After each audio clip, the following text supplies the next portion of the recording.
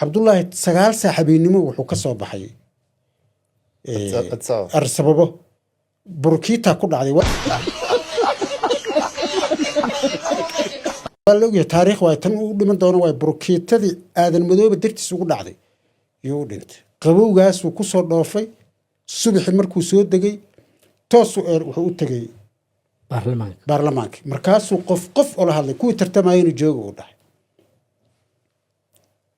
shaati wuxuu ka soo cararay meesha la yiraaho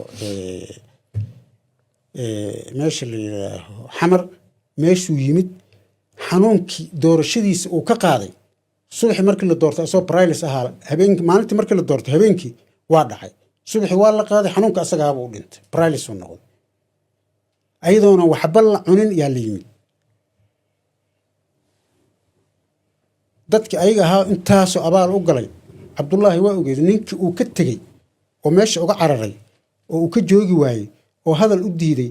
oo sharciyad u diiday aadan madoobu ahaa soo inkaarayo ka tegey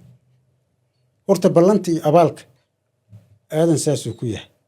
waxaa ku xigay aadan hadda markii la joogay wuxuu ka tirsanaa xisbigii oo sheekh shariif himilo qaran wuxuu ka ahaa xogeyaha wuxuu ka ahaa gudoomiye ku-xigeen maya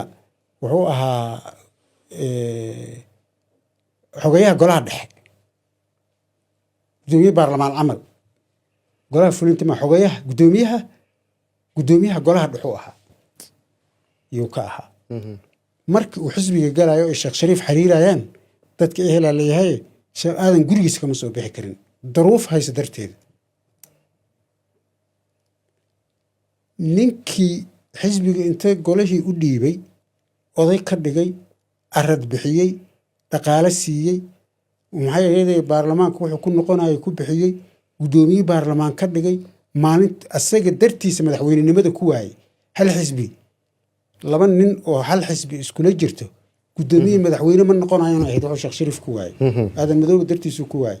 maalintuu gudoomiye baarlamaan noqday yuu diiday inuu salaamo shariif isla markiiba xasan uu isu dhiibo oo markaas madaxweynihii ah wuxuu awoodi waayey aadan madoobe inuu sheekh shariifkii intaas la soo maray oo xildhibaana inuu ku yiraa mikrofoonka ajandaha ku soo noqo oo mikrofoonkii baarlamaanku xaq u lahaa uu diiday